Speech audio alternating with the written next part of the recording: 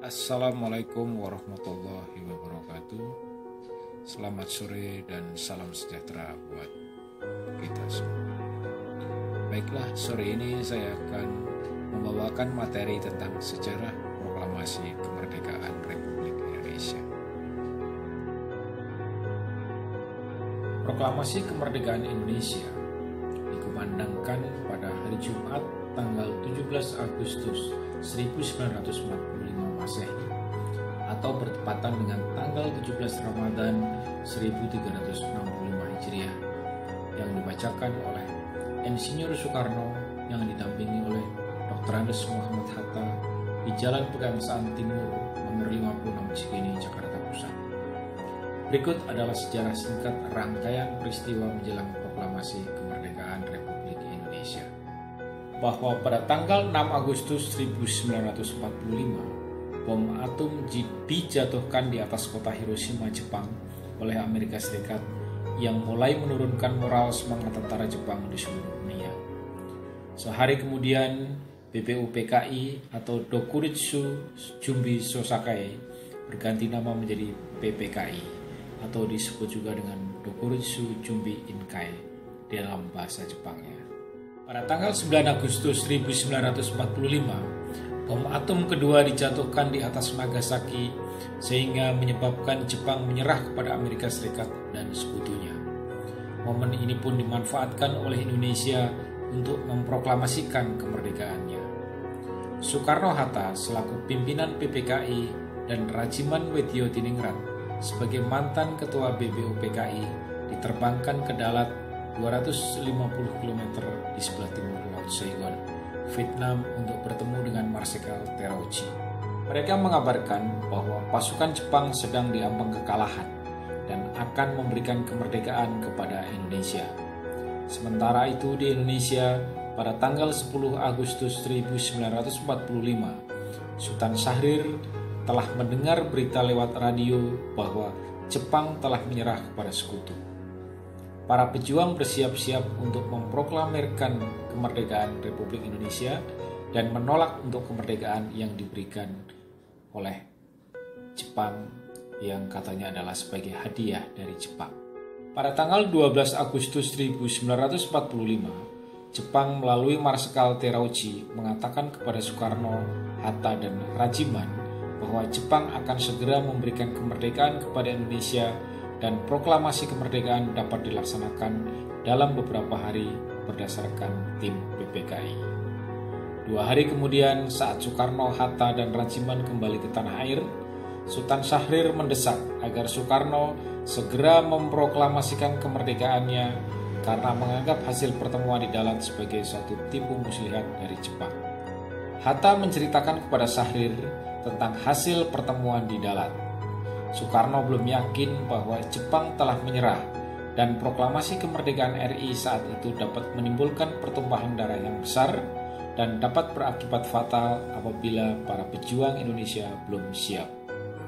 Pada tanggal 14 Agustus 1945, Jepang secara resmi menyerah kepada sekutu di kapal USS Missouri. Tentara dan Angkatan Laut Jepang masih berkuasa di Indonesia karena Jepang berjanji akan mengembalikan kekuasaan di Indonesia ke tangan sekutu. Sultan Syahrir, Wikana, Darwis, dan Khairul Saleh mendengar kabar ini melalui radio BBC. Para pejuang menginginkan kemerdekaan atas usaha bangsa kita sendiri, bukan pemberian Jepang.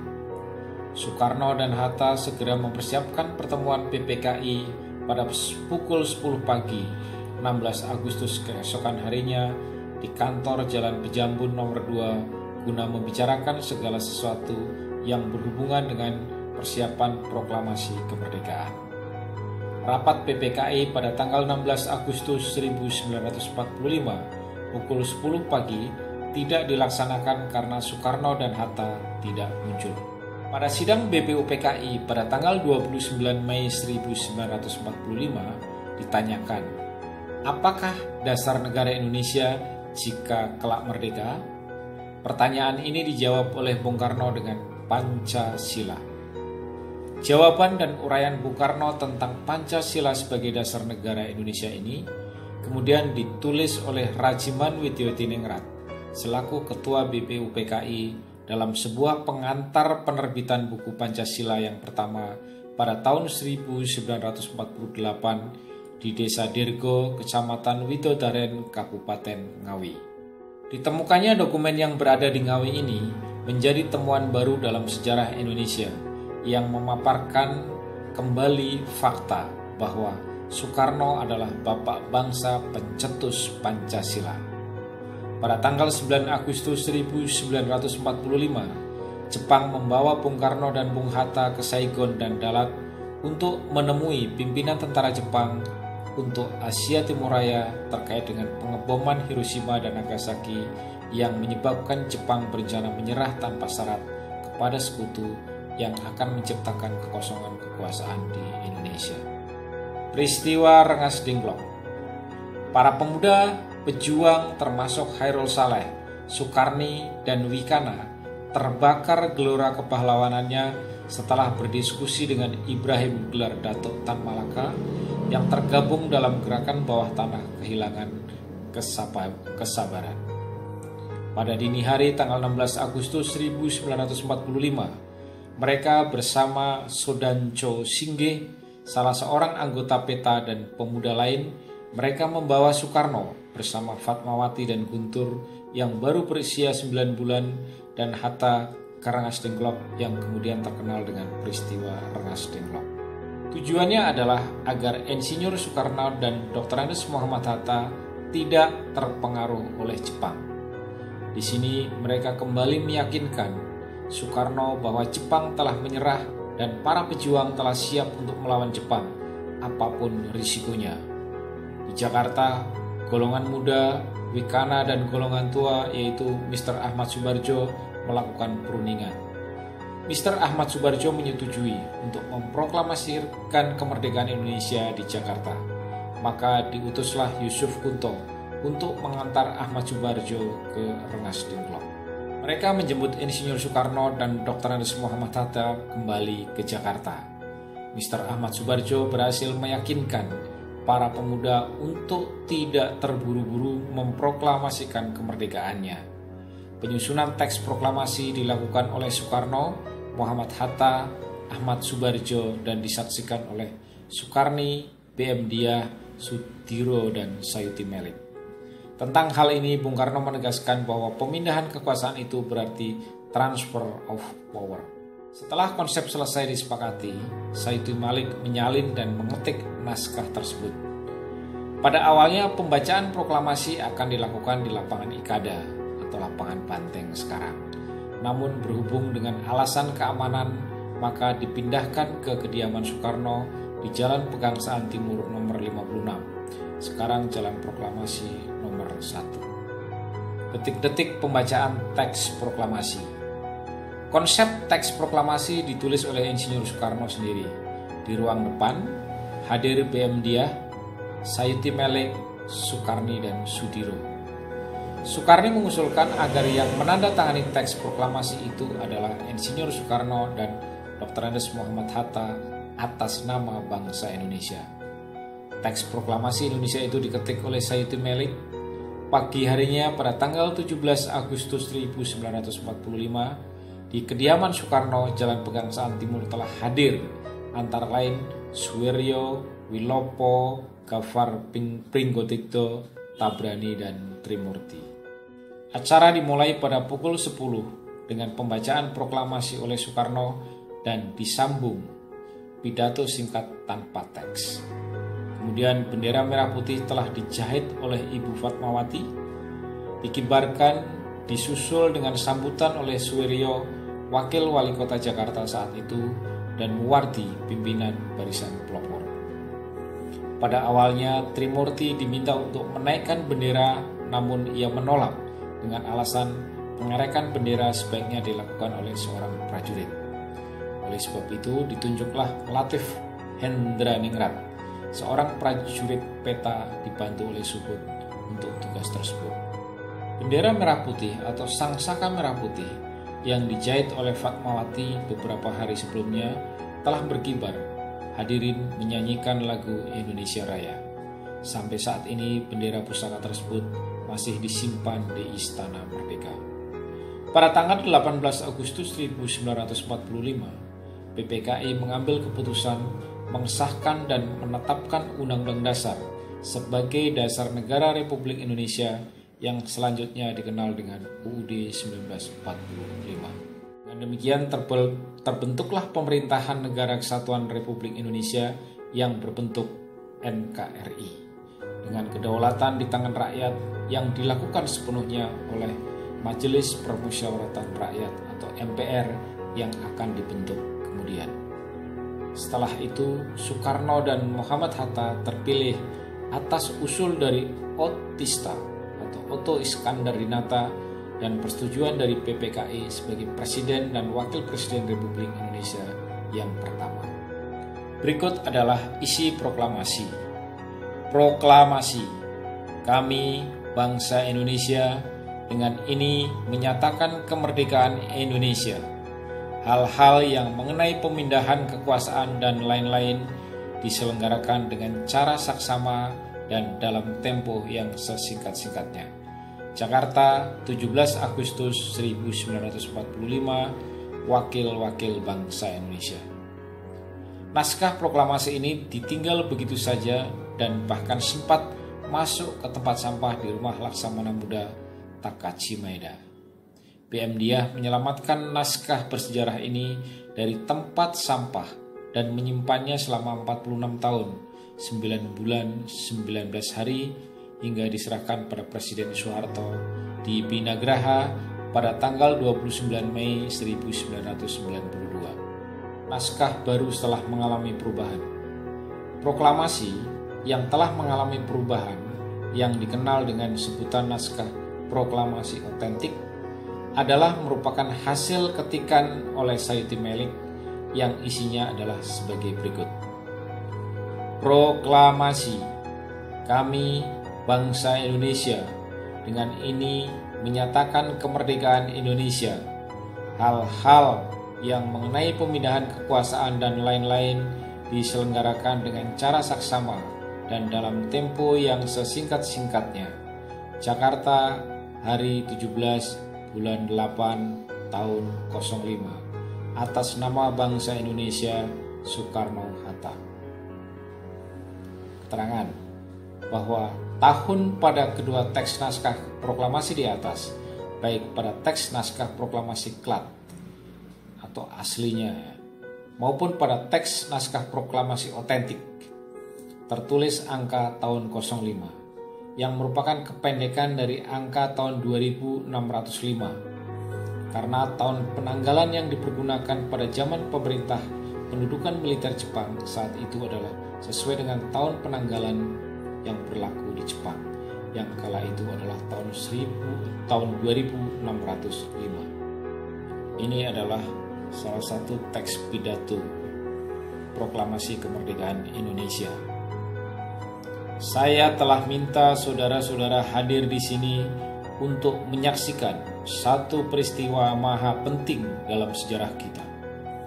Berpuluh-puluh tahun kita bangsa Indonesia telah berjuang untuk kemerdekaan tanah air kita, bahkan telah beratus-ratus tahun. Gelombang aksi kita untuk mencapai kemerdekaan kita itu ada naiknya dan ada turunnya, tetapi jiwa kita tetap menuju ke arah cita-cita. Usaha kita untuk mencapai kemerdekaan nasional tidak henti-hentinya. Di dalam zaman Jepang ini, tampaknya saja kita menyadarkan diri kepada mereka, tetapi pada hakikatnya tetap kita menyusun tenaga sendiri, tetapi kita percaya kepada kekuatan sendiri. Tibalah saatnya kita benar-benar mengambil sikap, nasib bangsa dan nasib tanah air kita di dalam tangan kita sendiri. Hanya bangsa yang berani mengambil nasib dalam tangan sendiri akan dapat berdiri dengan kuatnya. Maka kami tadi malam telah mengadakan musyawarah dengan pemuka-pemuka rakyat Indonesia dari seluruh Indonesia. Permusyawaratan itu seias kata berpendapat bahwa sekaranglah datangnya saat untuk menyatakan kemerdekaan kita. Saudara-saudara, dengan ini kami menyatakan kebulatan tekad itu. Dengarlah proklamasi kami. Proklamasi, kami bangsa Indonesia dengan ini menyatakan kemerdekaan Indonesia. Hal-hal yang mengenai pemindahan kekuasaan dan lain-lain diselenggarakan dengan cara seksama dan dalam tempo yang sesingkat-singkatnya. Jakarta, 17 Agustus 1945. Atas nama bangsa Indonesia, Soekarno-Hatta. Demikianlah saudara-saudara, kita sekarang telah merdeka. Mulai saat ini kita menyusun negara kita. Negara merdeka, negara Republik Indonesia. Merdeka, kekal, abadi, insya Allah Tuhan memberkati kemerdekaan kita. Penyebaran teks proklamasi. Komunikasi dan transportasi sekitar tahun 1945 masih sangat terbatas. Di samping itu, hambatan dan larangan untuk menyebarkan berita proklamasi oleh pasukan Jepang di Indonesia merupakan sejumlah faktor yang menyebabkan berita proklamasi mengalami keterlambatan di sejumlah daerah, terutama di luar Jawa. Namun dengan penuh tekad dan semangat berjuang, pada akhirnya peristiwa proklamasi diketahui oleh segenap rakyat Indonesia. Penyebaran proklamasi kemerdekaan 17 Agustus 1945 di daerah Jakarta dapat dilakukan secara cepat dan segera menyebar secara luas. Pada hari itu juga, teks proklamasi telah sampai di tangan kepala bagian radio dari kantor Dumai atau sekarang dinamakan Kantor Berita Antara, Waidan B. Palenewan. Ia menerima teks proklamasi dari seorang wartawan Dumai yang bernama Syahrudin. Kemudian ia memerintahkan kepada F. Bush, seorang Markonis, supaya berita proklamasi disiarkan 3 kali berturut-turut.